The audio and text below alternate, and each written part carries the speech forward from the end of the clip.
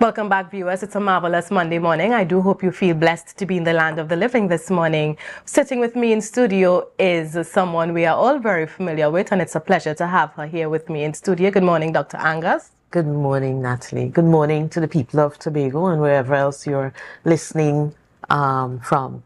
And for some reason, if you are new to Tobago updates, and you don't know who this person is, she is Dr. Denise Sawyer-Fat Angus, former presiding officer of the Tobago House of Assembly and political leader of the Innovative Democratic Alliance. Did I get it right? Yes. So welcome again, Dr. Angus. Thank you. This morning, I want to start our discussion looking at you as a former presiding officer. We know that last week, a sitting, we had the minority leader walk out of the House. And of course, we had Adana and Senator Lawrence just discussing it before we came on set. And I want us to look a little more and for you to walk us through, because you would have the know-how in terms of how these procedures are. And the contention of the minority leader is that his motion was changed, and therefore he felt it was no longer his motion. So my first question to you, when members of the House submit motions,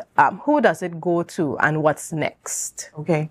So when members of the House submit a motion from any side, it goes to the clerk of the House, and the clerk of the House is then supposed to review it. And if there are grammatical changes or need clarity on one of the statements in there, that can be recommended, and it is submitted to the presiding officer. The presiding officer may agree with the clerk or not.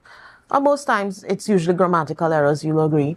And then, you let the mover of the motion know these are the grammatical errors that were changed, and you go forward with that. Right. Does the presiding officer have the purview or the authority to change the spirit of one's motion? Absolutely not. That would be considered abuse of your powers, which is what we would have seen in the House recently with this motion. Only the House has the authority to amend a motion.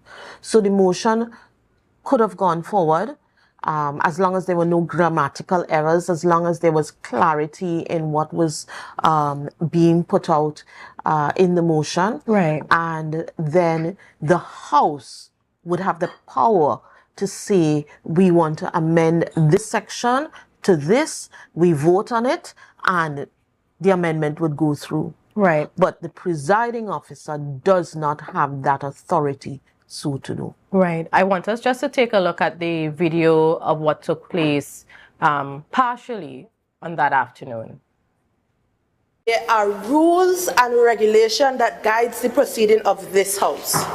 Should you have any queries, you are free to see me in chamber to discuss it.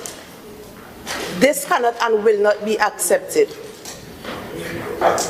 I expect you to apologize to the members of this House.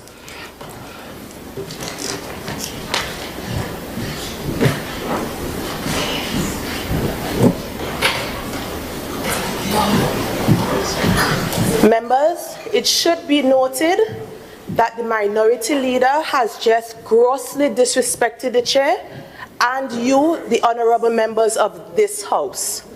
I suspend this sitting for 5 minutes. Okay, viewers, and we just saw where there was the walkout at the House.